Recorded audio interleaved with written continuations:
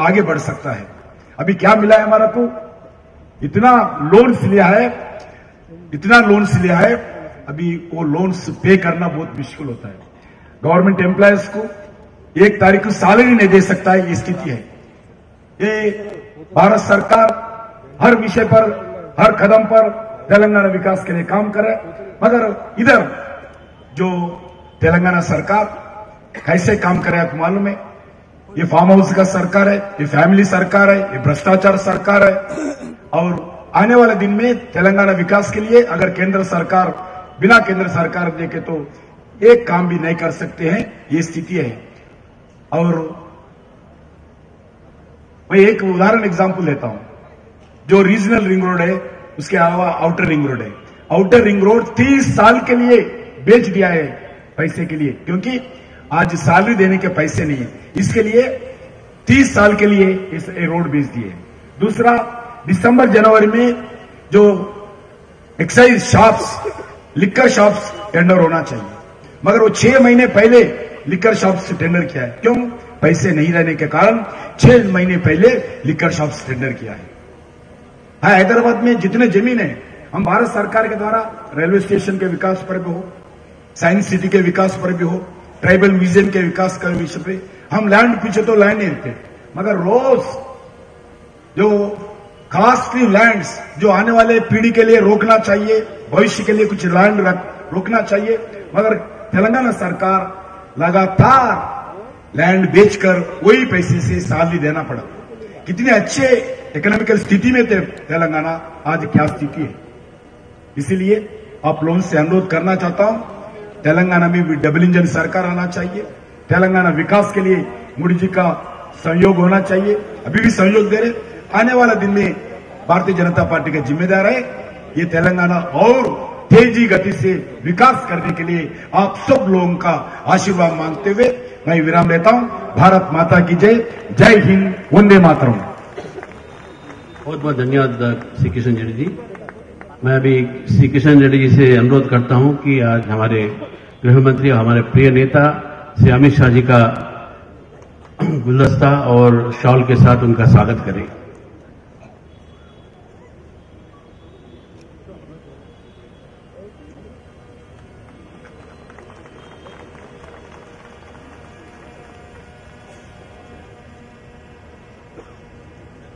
हमें जिसका इंतजार था, हमें बहुत खुशी है कि आज हमारे बीच हमारे भारत सरकार के प्रिय नेता श्री अमित शाह जी आए हुए हैं।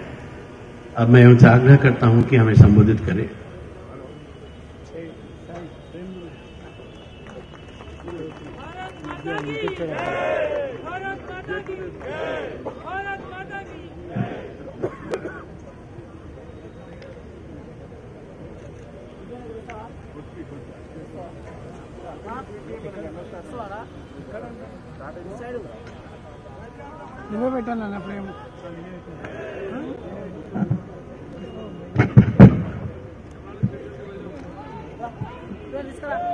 मंच पर उपस्थित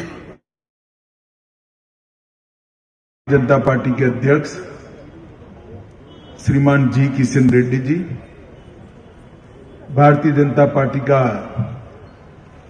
प्रदेश का नेतृत्वगण, समाज के विभिन्न वर्गों से मंच पर विराजमान महत्वपूर्ण नागरिकगण और आज इस कार्यक्रम में आए हुए सभी हैदराबाद के अलग अलग समाज के, अलग अलग वर्गों के प्रतिनिधिगण, आप सभी को नमस्कार, वंदे मातरम। मीडिया के मित्र जरा सेट कर बैठ जाइए प्लीज। कैमरामैन सारे यहां फोकस करके बैठ जाओ, मैं यहीं खड़ा रहकर बोलने वाला हूं। बैठ जाइए भैया, मैं जिद्दी टाइप का आदमी हूं, बाद में ही बोलूंगा।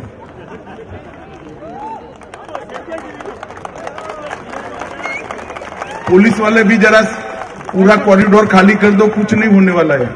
पुलिस के मित्र भी जरा साइड में हट जाए, और बीच में खड़े हैं वो भी स्थान ले ले जरा।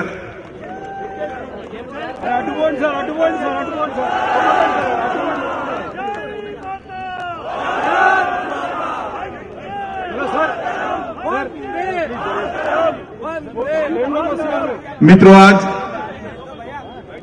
एक संयोग है, बहुत समय पहले कार्यक्रम का तय हो चुका था, परंतु कल ही इलेक्शन की घोषणा हुई और आज मैं आप सबके बीच में हैदराबाद में तेलंगाना की राजनीति में आप सबके बीच में। जब किशन जी ने बताया कि अलग अलग समाज के लोग, बुद्धिजीवी लोगों के साथ मुझे बातचीत करनी है, मुझे लगा कोई हॉल के अंदर कार्यक्रम आयोजित करा होगा, परंतु एक लॉन में कर दिया है। थोड़ी असुविधा आप लोगों को हो रही है। सबसे पहले पार्टी की ओर से आपको जो असुविधा हो रही है, इसके लिए मैं क्षमा प्रार्थना कर मेरी बात की शुरुआत करना चाहता हूं। मित्रों, आने वाले दिनों में तेलंगाना की जनता ने तय करना है कि अगले 5 साल तक तेलंगाना का शासन किस व्यक्ति के हाथ में रहेगा, किस पार्टी के हाथ में, और कुल मिलाकर तेलंगाना के सामने 3 ऑप्शन है। एक भारतीय जनता पार्टी है, दूसरा कांग्रेस पार्टी है, और तीसरा अभी जो तेलंगाना में शासन कर रहे हैं चंद्रशेखर राव जी की पार्टी है। ये तीनों पार्टियों के बीच में से तेलंगाना की जनता ने तय करना है कि आने वाले 5 साल तक तेलंगाना का शासन किसको देना है। इसकी बात करने से पहले मैं थोड़ा आप लोगों को 10 साल पीछे ले जाना चाहता हूं। 2013 का देश का परिदृश्य मैं आपको याद कराना चाहता हूं। 2013 में इस देश में कांग्रेस के नेतृत्व में यूपीए की सरकार थी और ये सारी वंशवादी पार्टियों का एक जमघट 10 साल से देश पर शासन कर रहा है। और 10 साल के बाद 2013 में इस देश की स्थिति क्या थी? 2013 में इस देश की स्थिति, पूरे देश के अंदर एक अविश्वास फैला था कि भारत का कल क्या होगा। 12 लाख करोड़ के घपले, घोटाले, भ्रष्टाचार एक के बाद एक के बाद एक के बाद एक कांग्रेस शासन के, कहीं हाई कोर्ट के द्वारा, कहीं सुप्रीम कोर्ट के द्वारा, कभी विजिलेंस कमीशन के द्वारा बाहर आ रहे थे और एक भारी अविश्वास का माहौल बन गया था कि हमारी सिस्टम पूरी कोलैप्स हो गई है क्या। देश की सुरक्षा का कोई ठोर ठिकाना नहीं था। दिल्ली की, देश की राजधानी दिल्ली में भी महिलाएं सुरक्षित नहीं थी। आंतरिक सुरक्षा पूरी तरह चरमराई हुई। आए दिन पाकिस्तान के आतंकवादी देश के अंदर घुसकर बम धमाका करते थे, जवानों के सर काटकर ले जाते थे।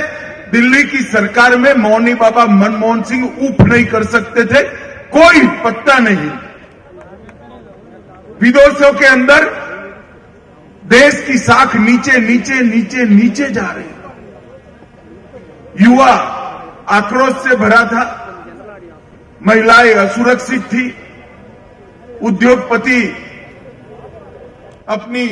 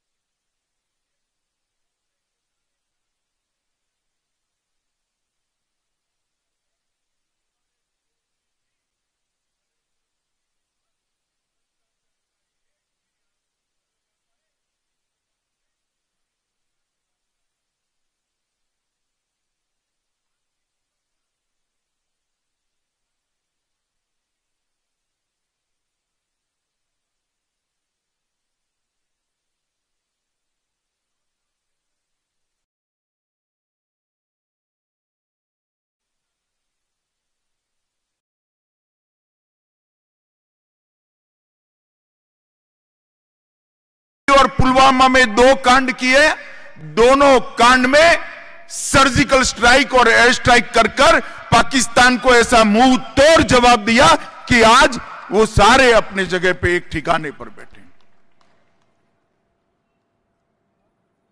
जो दुनिया में कभी भारत के प्रधानमंत्री जाए तो उस देश के राष्ट्राध्यक्ष के कैलेंडर में उसका उचित स्थान नहीं होता था, विदेशों में वो भारत का सम्मान G20 के वक्त हमने देखा था। राष्ट्रपिता महात्मा गांधी की समाधि पर देश के 20 से ज्यादा देशों के राष्ट्राध्यक्ष, इस वक्त हर भारतीय का छाती गज गज फूल गया।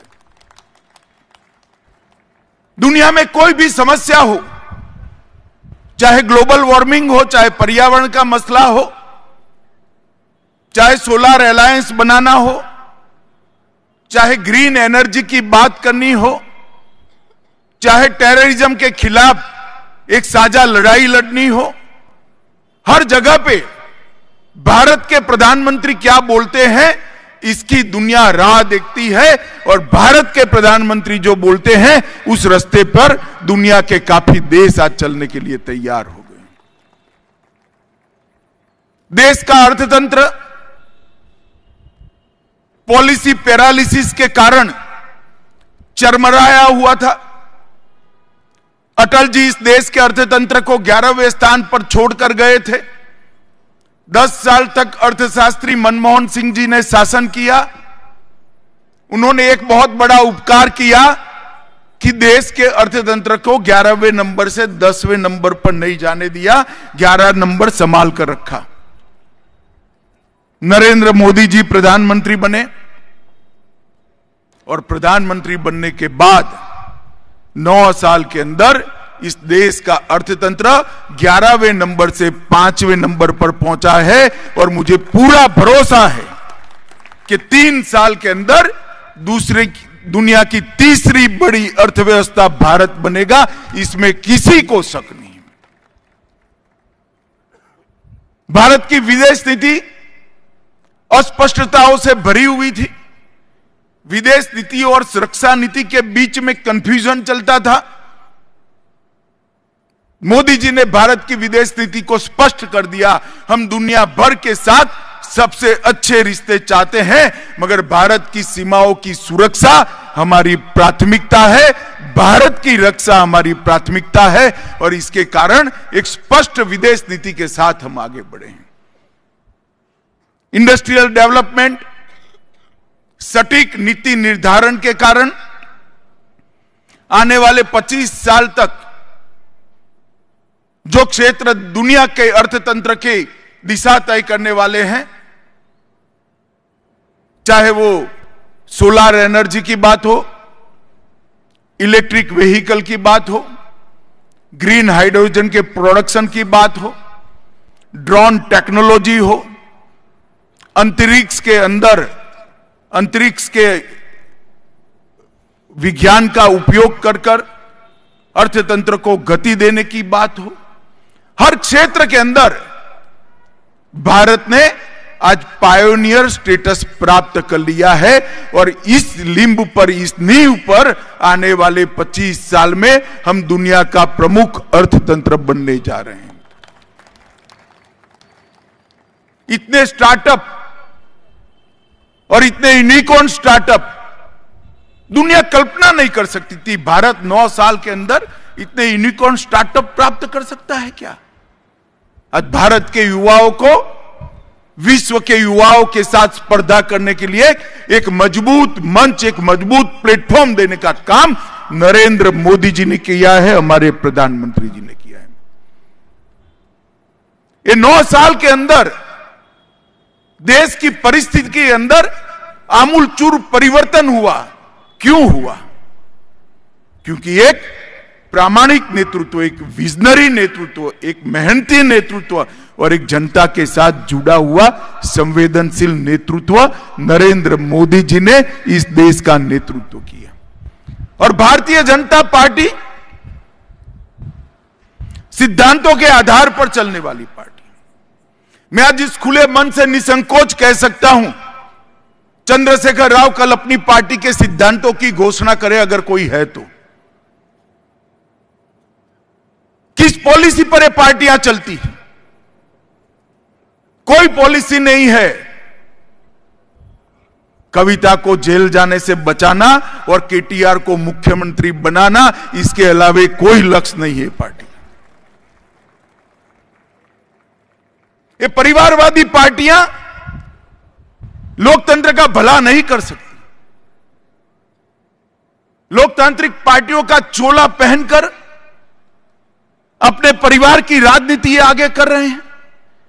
जिस पार्टियों में अंदर उनके संगठन में ही लोकतंत्र नहीं है, वो पार्टी लोकतंत्र के प्लेटफॉर्म का उपयोग जनता के कल्याण के लिए नहीं कर सकती, वो अपने परिवार के कल्याण के लिए कर सकती है। और मित्रों, इसीलिए मैं तेलंगाना की जनता को आज निवेदन करने आया हूं।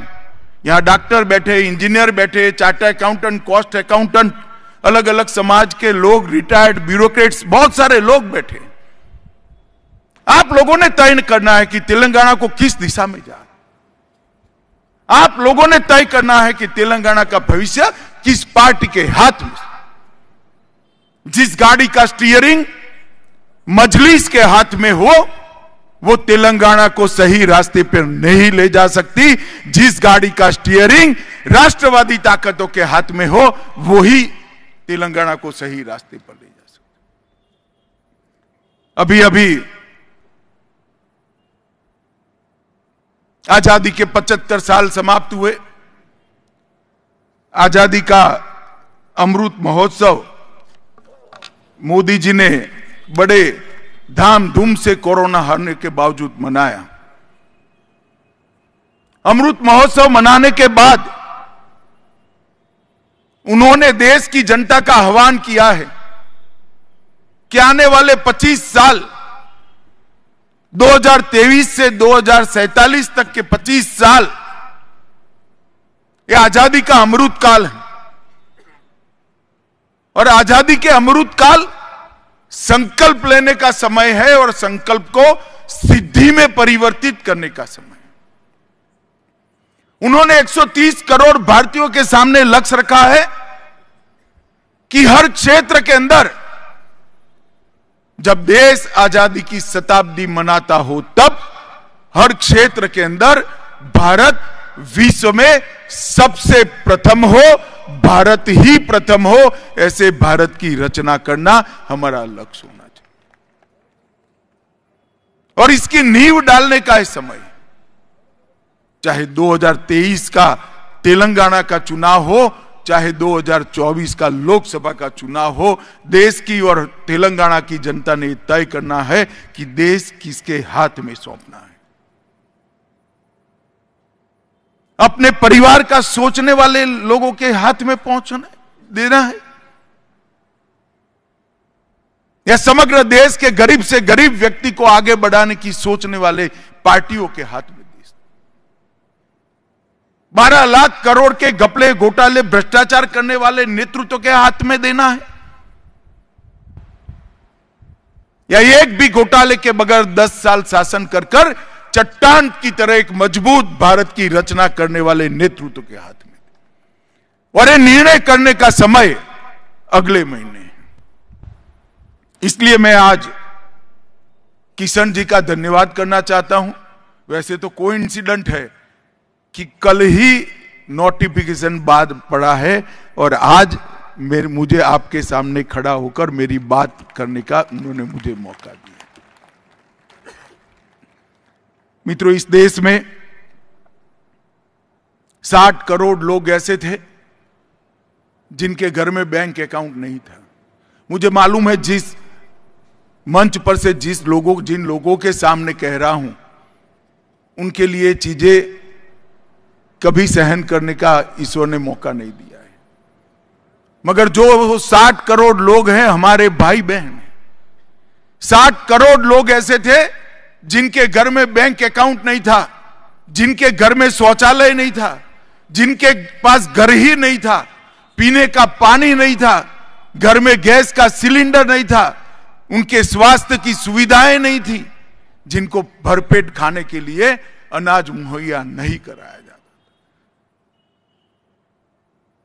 ये 9 वर्ष के अंदर वो 60 करोड़ लोग, मतलब 10 करोड़ परिवार, 11 करोड़ परिवार को 3.5 करोड़ लोगों को घर दिया, 9 करोड़ लोगों को गैस का सिलेंडर दिया, 12 करोड़ शौचालय बनाए, 3 करोड़ घरों के अंदर बिजली पहुंचाई और 60 करोड़ लोगों को 5 लाख तक का पूरा स्वास्थ्य का खर्चा नरेंद्र मोदी जी ने कर दिया। और प्रति व्यक्ति प्रति माह 5 किलो अनाज उन लोगों को देने की व्यवस्था करी है। कम से कम हर बच्चा भूखा न सोए, इसकी व्यवस्था नरेंद्र मोदी सरकार ने की। अभी अभी जावड़ेकर जी कोरोना की बात कर रहे थे।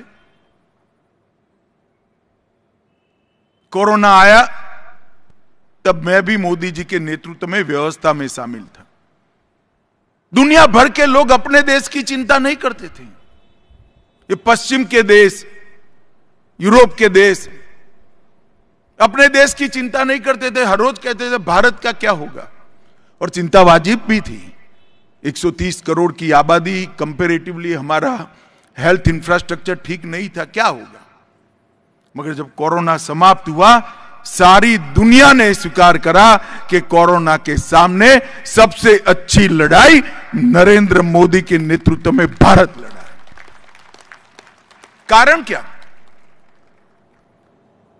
दुनिया भर में कोरोना के सामने लड़ाई सरकारें लड़ी, भारत में केंद्र सरकार, राज्य सरकार और 130 करोड़ लोग मिलकर कोरोना के सामने लड़े, तब जाकर हम जीते। जब मोदी जी ने कहा दिया जलाओ, राहुल बाबा मजाक उड़ाते थे। मोदी जी ने जनता कर्फ्यू किया, केसीआर गारू मजाक उड़ाते थे। मोदी जी ने घंटी बजाकर जागृति लाने की बात करी, केटीआर ने हास्यास्पद निवेदन किया था। मोदी जी कोरोना का वैक्सीन देने की शुरुआत करी, राहुल गांधी ने कहा कि तो मोदी वैक्सीन है, भरोसा मत करिए। मित्रों, अमेरिका जैसे लोगों को, देशों में भी वैक्सीनेशन करते करते करते और वैक्सीनेशन के बाद सर्टिफिकेट लेने में कई दिन लग गए, कई माह लग गए। भारत के अंदर 130 करोड़ लोगों का वैक्सीन, चाहे अरबोपति हो चाहे गरीब से गरीब व्यक्ति हो, उसको देने की व्यवस्था हुई और अपने मोबाइल पर मोदी जी के हंसते फोटो के साथ सर्टिफिकेट ऑनलाइन आ गए। टेक्नोलॉजी का उपयोग शासन के अंदर किस प्रकार से किया जा सकता है, उसका उत्कृष्ट उदाहरण दुनिया के सामने नरेंद्र मोदी जी ने किया। G20 में सारी दुनिया के राष्ट्राध्यक्ष यहां आए थे, सब चकाचौंध थे कि आपकी ऑनलाइन पेमेंट की व्यवस्था, डिजिटल पेमेंट की व्यवस्था इतनी जल्दी से भारत जैसे देश में कैसे हो गई।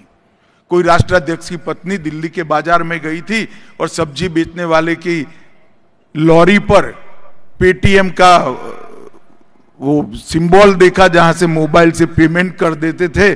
उन्होंने ट्वीट किया था, ये परिवर्तन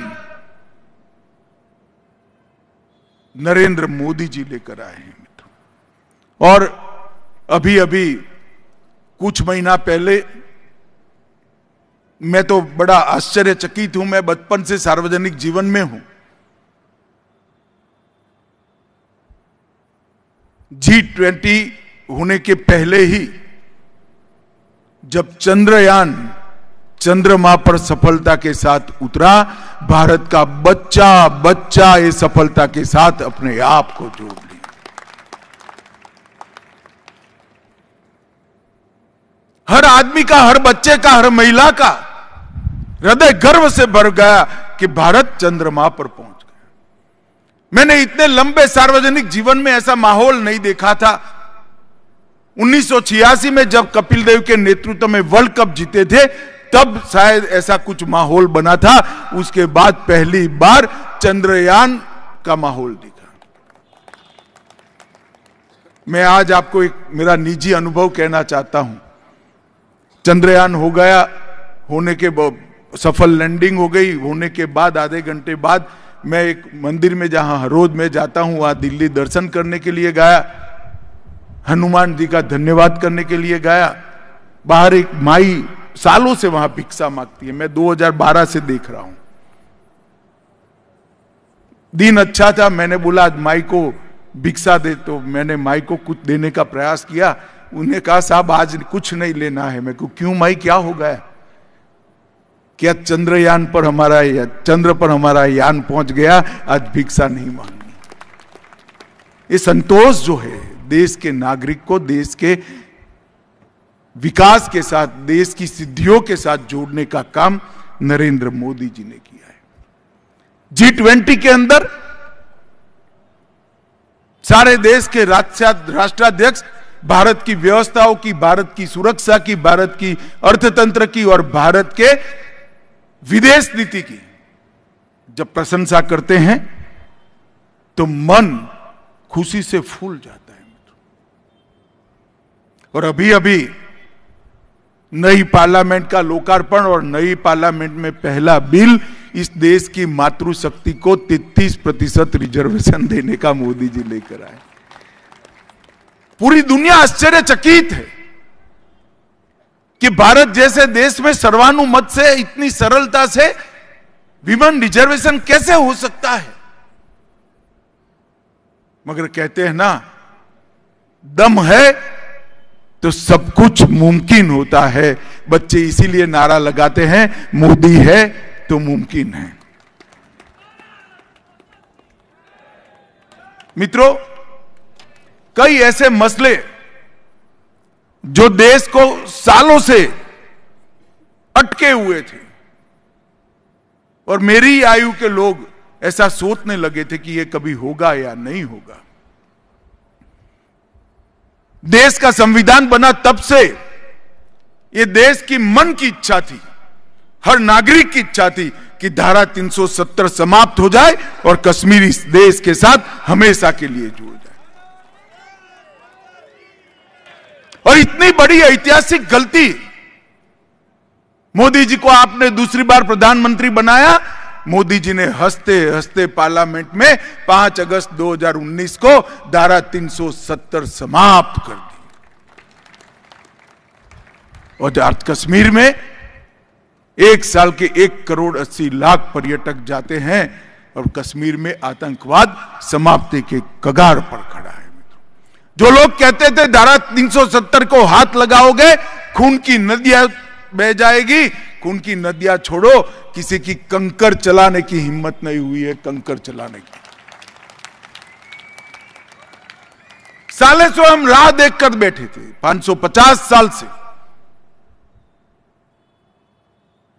कि अयोध्या में जहां प्रभु श्री राम का जन्म हुआ था वहां भव्य राम मंदिर बनना चाहिए। कितना बड़ा लंबा संघर्ष, शायद दुनिया में इतना बड़ा आंदोलन किसी एक मुद्दे पर कहीं नहीं चला होगा। 550 साल से लाखों लोगों का बलिदान, निर्णय नहीं होता था और खून का कतरा बनाए बगैर मोदी जी ने वहां भूमि पूजन भी कर दिया और जनवरी में प्रभु श्री राम का मंदिर भी। सर्जिकल स्ट्राइक हो या एयर स्ट्राइक हो, ये सारी चीजें पहले अमेरिका और इजराइल के लिए रिजर्व मानी जाती थी। मोदी जी ने ये 2 देशों के नाम के साथ हमारे महान देश भारत का नाम जोड़कर भारत को सुरक्षित बनाने का काम, और ये सारा इसलिए हो सका है कि विचारधारा का आधार पर चलने वाली पार्टी शासन कर रही है। एक मजबूत, पारदर्शी, प्रामाणिक और मेहनती, संवेदनशील नेतृत्व इस देश का नेतृत्व कर रहा है। इसलिए मोदी जी के नेतृत्व में भारत दिन दूनी रात चौगुनी प्रगति कर रहा है। मित्रों, आज दुनिया में दूसरे नंबर का देश है, मोबाइल बनाने वाला भारत है। तीसरा बड़ा स्टार्टअप रखने वाला देश भारत है। रिन्यूएबल एनर्जी में हम चौथे नंबर पर पहुंचे हैं।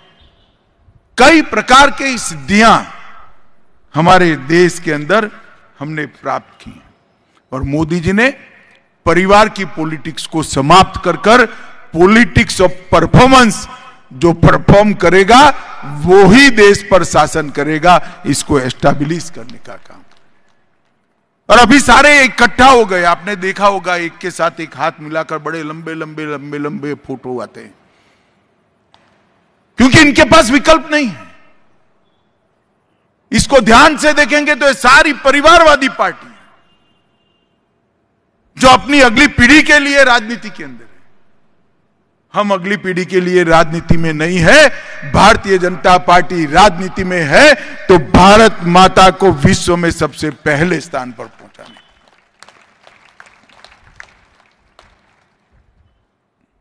जब उद्देश्य ही परिवार का कल्याण करने का हो तो जन कल्याण नहीं हो सकता। और मैं तेलंगाना की जनता को यही कहने आया हूं, आंतरिक लोकतंत्र न हो, परिवारवादी पार्टियां हो, सिद्धांत कोई नीति न हो, ऐसी पार्टियों के हाथ में तेलंगाना को मत दीजिए। और मैं तो कई बार सोचकर परेशान हो जाता हूं, तेलंगाना के लिए निजाम से, क्रूर शासन की मुक्ति से बड़ा कोई बात हो सकता है क्या? मुझे बताइए आप लोग, इससे बड़ी बात कोई तेलंगाना के लिए हो सकती है क्या? 17 सितंबर हैदराबाद विमोचन दिन, जब केसीआर ने पार्टी बनाई, उन्होंने कहा था कि हम इसको राज्य के उत्सव के रूप में मनाएंगे, मगर हिम्मत नहीं चली। तुष्टीकरण की राजनीति के कारण मजलिस का साथ चाहिए। मैं आज सार्वजनिक रूप से कहता हूं, मोदी जी ने 2 साल से 17 सितंबर परेड ग्राउंड के मनाने का निर्णय किया है। आप भारतीय जनता पार्टी की सरकार बना दो, हर गांव, हर चौपाल, हर जिले के अंदर हैदराबाद विमोचन दिन मनाया जाएगा।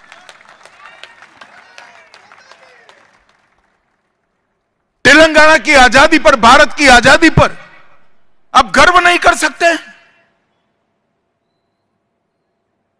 किस प्रकार की तुष्टीकरण की, एपीसमेंट की पॉलिटिक्स, वोट बैंक की इतनी अहमियत तो हो सकती है क्या? और अगर यही है तो इसके आधार पर बैठे हो, इसका सपोर्ट लेकर बैठे हो, कैसे तेलंगाना का आप भला कर सकते हो? हैदराबाद शहर का भला कैसे हो सकता है? अरे मैं तो भाग्य लक्ष्मी माता के दर्शन करने गया, उन्होंने कहा कि ये यहां आकर एटमॉस्फियर बिगाड़ रहे।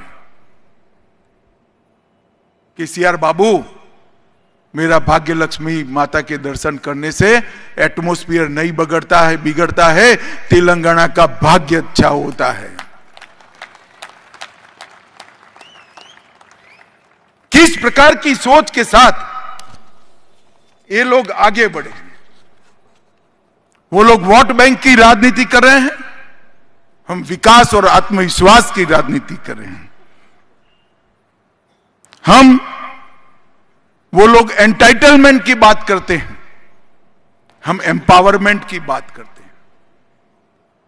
और वो लोग परिवार के लिए काम करते हैं, हम तेलंगाना के लिए, भारत के लिए काम करते हैं। मित्रों,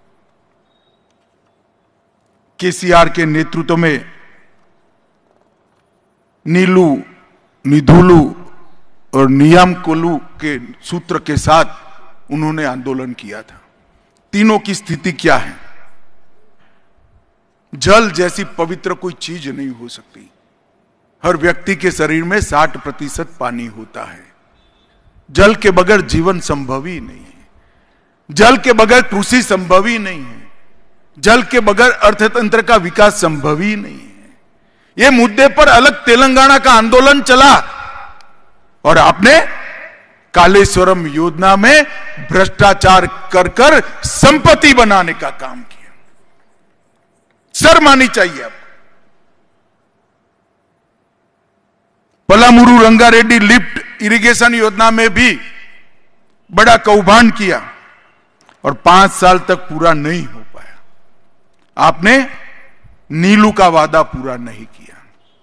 आपने निधुलू की बात करे, धन की बात करे, तो तेलंगाना को, जब तेलंगाना राज्य बना, जब 400 करोड़ सरप्लस था, रेवेन्यू सरप्लस स्टेट था, और आज टोटल 7.5 लाख करोड़ का ऋण तेलंगाना जैसे छोटे राज्य के सर पर डाल दिया है। मैं पूछना चाहता हूं चंद्रशेखर राव को, इंफ्रास्ट्रक्चर के सारे काम नरेंद्र मोदी जी ने किए हैं। 9 साल में 9 लाख करोड़ रुपया तेलंगाना के विकास के लिए नरेंद्र मोदी सरकार ने खर्च किया है। चाहे मेट्रो हो, चाहे हाईवे हो, चाहे एयरपोर्ट हो, चाहे ट्रेन हो, चाहे वंदे भारत बनाना हो, चाहे यूनिवर्सिटियां बनानी हो, चाहे इंस्टीट्यूशन लाने हो, तो आपने 7.5 लाख करोड़ कहां डाले?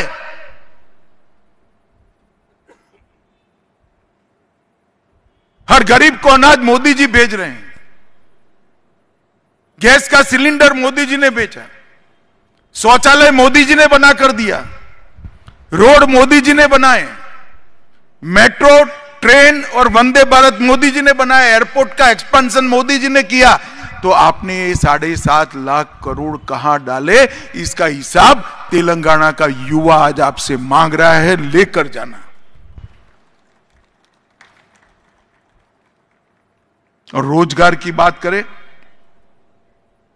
तो एक बार मेरा केसीआर से विनंती है कि अपने दोनों घोषणा पत्र को एक बार सार्वजनिक रूप से हैदराबाद की एक आम सभा में पढ़ ले, हिम्मत है तो।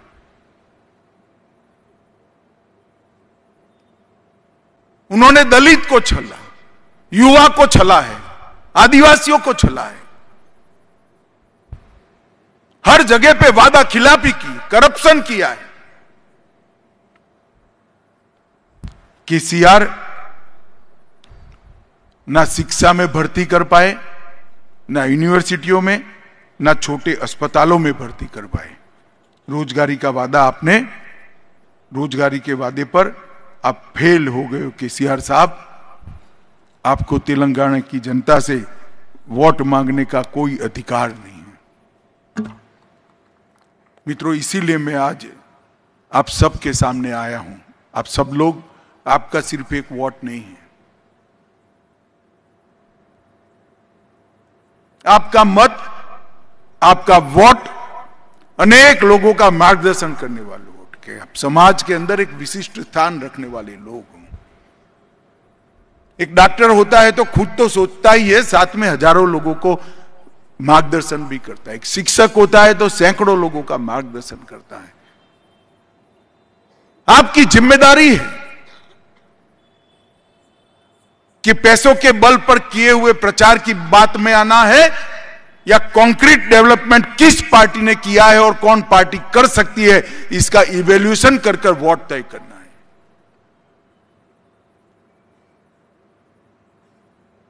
क्या मोदी जी के नेतृत्व में महान भारत बनाने की यात्रा में तेलंगाना जुड़ना है, या केसीआर के बेटे को मुख्यमंत्री बनाने के लिए जो पार्टी काम कर रही है इसके साथ जुड़ना है?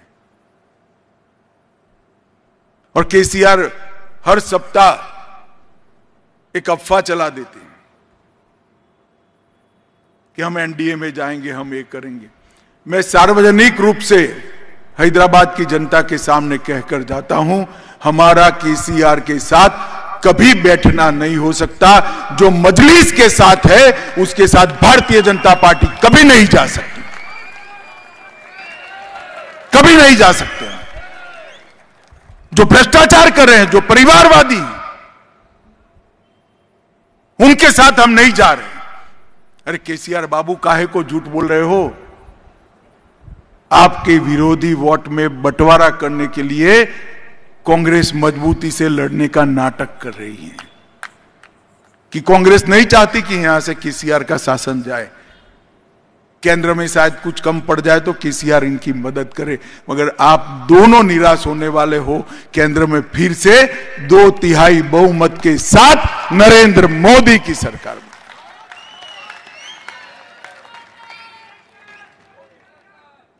मैं आप सभी को कहना चाहता हूं, कांग्रेस को वोट दोगे तो भी मजलिस के पास जाएगा और केसीआर को वोट दोगे तो भी मजलिस के पास जाएगा।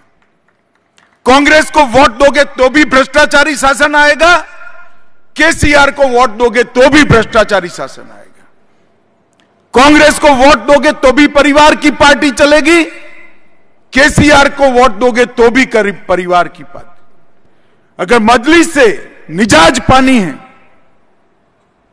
भ्रष्टाचार विहीन शासन प्राप्त करना है और तेलंगाना का कल्याण करने वाली सरकार लानी है, तो एकमात्र रास्ता है नरेंद्र मोदी के नेतृत्व में कमल फूल की भारतीय जनता पार्टी की सरकार।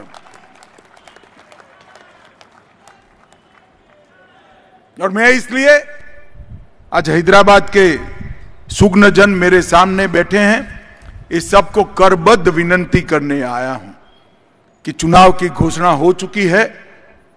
कई बार एक फैसला दशकों के लिए राज्य के लिए महत्वपूर्ण होता है।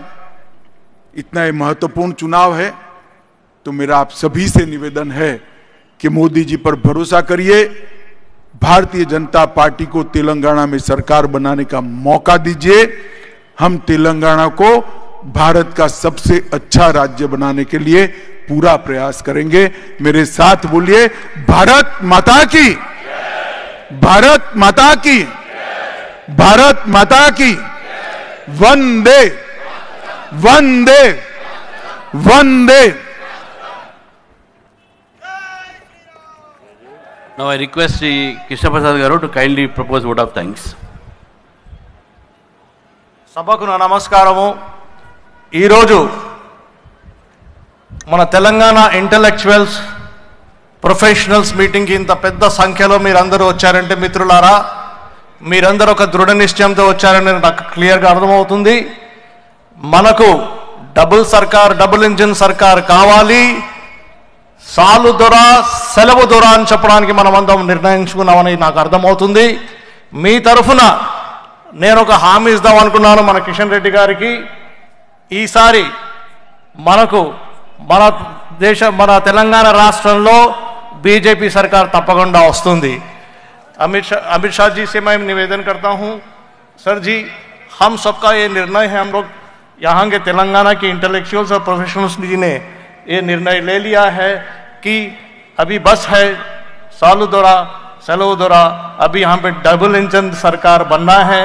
इस देश में जो दूसरे राज्य में जो विकास हो रही है, जो हमारे तेलंगाना में क्यों नहीं होना चाहिए. और इस जंग में हम लोग उतर गए हैं. इस जंग में हमारे हाथ मजबूर करने के लिए आप आए हैं. आप आपसे शुक्रगुजार है, आभारी है. हम ये प्रार्थना करते हैं आपसे, बार बार आप तेलंगाना आए, आप आवाज़ दीजिए और हमारे हाथ मजबूत कीजिए. మీ అందరి తరఫున నేను అమిత్ షా గారికి కృతజ్ఞతలు తెలుపుకుంటూ, అభినందనలు తెలుపుకుంటూ మీ అందరికీ కూడా నేను కృతజ్ఞతలు తెలుపుకుంటున్నాను. జై హింద్. భారత్ మాతా కీ, भारत माता की, भारत माता की. नमस्कार.